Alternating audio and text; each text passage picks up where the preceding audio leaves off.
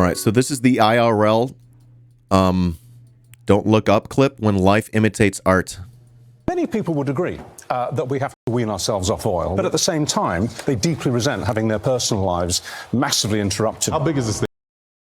Could it, like, destroy someone's house? Is that possible? I don't think any of us want to be disrupting people's lives, but I think given the science and the things that academics are saying about what oil is causing around the world and in this country too, this is the level of action that needs to be taken. Yeah. So clearly she says that, and the talking heads on Good Morning Britain, they're gonna stop pushing back on her, right? So clearly that's what happens next. It's somewhere between 6 and 9 kilometers across. So I mean, it's big. I mean, it would damage the entire planet, not just a house. I wonder if any of you have read the latest IPCC reports that have come out this year. Yeah. You know, what they have said is that we are on the road. She's like struggling to make her point. For climate catastrophe. Well, as it's damaging, will it hit this one house in particular that's right on the coast of New Jersey? It's my ex-wife's house that needed to be hit. The clothes that you're wearing, to some extent, owe their existence to oil because they were taken in a car or a truck or a van. Oh my God, dude. You know?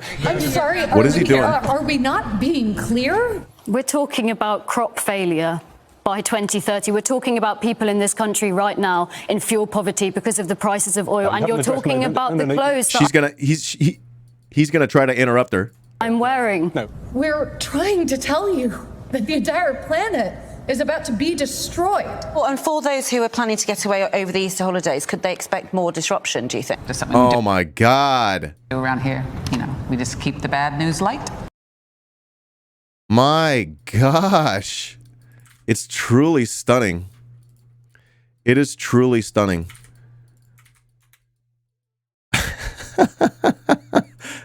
Can you believe what you just saw? It's just stunning. They're fucking cartoons, dude. All right, so in there, she was like, have y'all seen the new IPCC report? Maybe you haven't. Here's a clip that I think would help you. Hi, hello. We've got another giant climate report out, the third and final major part of the Intergovernmental Panel on Climate Change's 6th assessment report. The science report came out last August, and the impacts and adaptation report just came out a month ago. And finally, we've got the mitigation report. And a lot of people have been waiting for this one because they want it to be a roadmap for how we get out of this climate mess. The easy answer? Stop burning coal, oil, and gas. But how we do that is a totally different question. The summary for policymakers and the full report start in the same place, so we might as well too. How are we managing that whole rising temperatures thing? Not great, Miriam. Oh, hey there. That's Climate Adam, a fellow climate scientist and YouTuber. Alright, so it isn't great, but we have seen some improvements since the IPCC's 5th assessment report in 2014. Yeah, well, around the world we've seen new laws and policies, which mean we've emitted less than we otherwise would have. This has made the worst case scenario, where the world heats up by 4 or 5 degrees Celsius, unlikely. Alright, so progress.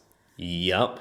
Enough progress? Nope, because emissions are still going up for every major greenhouse gas. Continuing to use existing fossil fuel infrastructure puts us on a path well above 1.5 degrees Celsius of warming. We're already seeing stronger storms and devastating fire seasons with just 1 degree of warming, so keeping things below 1.5 should be our goal. Well, the report doesn't actually say that. I know, but it should have. So the IPCC doesn't actually tell us what we should do, more what the consequences are of what we could do. And speaking of the consequences of our actions just aren't good enough to limit global warming to what the entire world has agreed would be safe. What the report does make clear is that everyone's current climate targets created for the Paris Agreement also overshoot 1.5 degrees and make limiting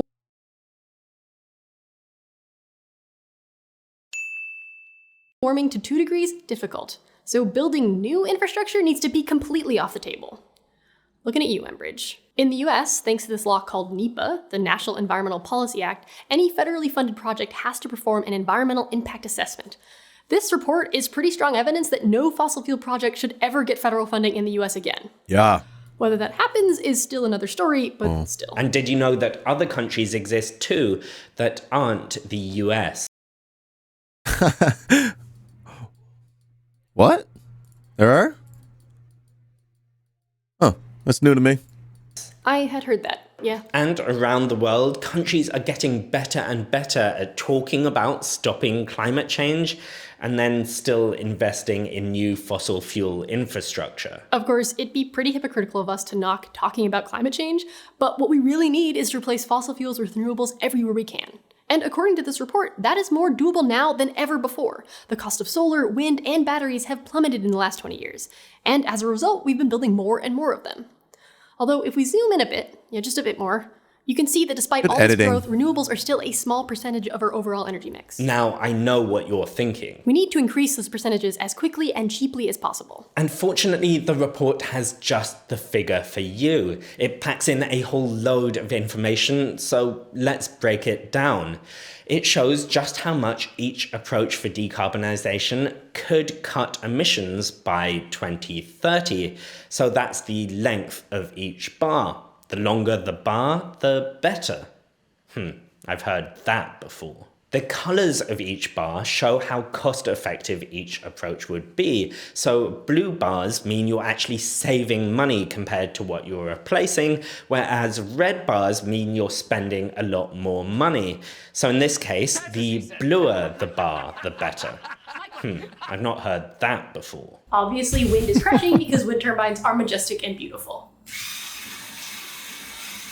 Yeah. And solar is doing a stellar job too. So both have huge decarbonisation potential and often save us money this decade. But this figure is also interesting to see what is less helpful. Take carbon capture and storage, for example, often held up as some kind of magical silver bullet.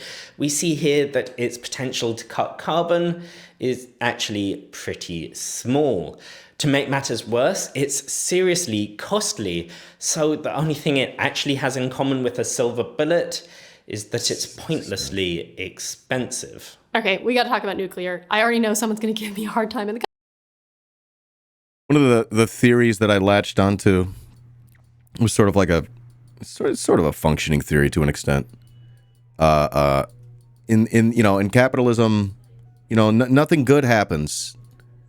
Nothing positive happens unless someone's getting rich off of it. You know what I mean? And if something good happens and someone's not getting rich off of it, it's almost like a fluke, But especially really big good things, like helping us fix the climate so that future generations can have a place to live on this planet, That's why nothing's happening with it, because it's hard to enrich people to do the opposite of what we've trained the capitalists to do, which is to wreck the environment as a means to generate profit. Right? We can't tell them, hold on. We're not telling them. We've not yet told the capitalists that you can make bank saving the environment. Although a couple are trying to figure it out, and they're doing the carbon capture, and I bet it's just a fucking racket. Comments if we don't talk about nuclear. Well, it could certainly help more than carbon capture and storage, but it's still pretty expensive and nothing compared to solar and wind, so take your comments up with the IPCC. Now, granted, this figure only takes us up to 2030, after which certain tech could become more effective or more cheap. But given that we need to cut carbon as quickly as possible and as much as possible, this is a pretty awesome cheat sheet on how to do exactly that. But just cutting emissions isn't enough. To get into that, we need to talk about net zero. Okay, so big picture. Carbon dioxide emissions are building up in our atmosphere like water filling up a glass. The fuller the atmosphere gets, the hotter the world gets. So just turn the tap off. Stop emitting greenhouse gases. I said that already. Yes, that is exactly what we need to do. But unfortunately, there are some carbon dioxide emissions that we just can't get rid of. So we need to cut our carbon emissions as much as we possibly can. And then we need to use some form of carbon dioxide removal, CDR, to suck up that last little bit of emissions that we can't otherwise cut. And this is what we call net zero emissions. The report makes absolutely clear that we need carbon dioxide removal. It is unavoidable if net zero CO2 or greenhouse gas emissions are to be achieved. Wow. In other words, if stopping global warming is to be achieved. Which, I mean, let's hope it is. But in the very same paragraph that the report points out that we need carbon dioxide removal, the report also points out that our ability to use this technology depends on developing effective approaches to address feasibility and sustainability constraints. In other words, we know we're going to need to remove carbon from the atmosphere to solve this problem. But at the moment, we don't know how to do this. So we should probably work that out ASAP. Like the first two reports, there isn't anything new here. We've been talking about the need to phase out fossil fuels for decades. This report just piles together all the evidence, and there is a lot of evidence that we need to stop using fossil fuels as quickly as possible. This will require restructuring how global and local economies work, rethinking how and what we build and create, and as we do that, we cannot just focus on reducing CO2 molecules in the atmosphere. The whole point of this is to build a livable world we can all enjoy. So that restructuring needs to be done with equity and justice in mind. Thanks so much for watching. If you want to learn more about the 6th assessment report, I made videos about part 1 and 2 here. And I put together a video on exactly why the IPCC's reports are so important. If you can watch, right here. Bye. Thank you. Suck up all the carbon emissions. Thank you, Ira. How you doing, Ira? Thanks for the tier 1 subby. Thanks for the 2 months of support. That means a lot. Ghostly Dragon Booty, welcome in. I hope you're good today. Well, I think that was an enlightening video. Glad to tag that on to the Don't Look Up IRL video that we watched. And I'm hoping that y'all learned something from that. If you're watching the YouTube video, like, comment below, subscribe, and make sure you join us here on Twitch. I stream live here every day, twitch.tv/iDanSimpson. Love your face.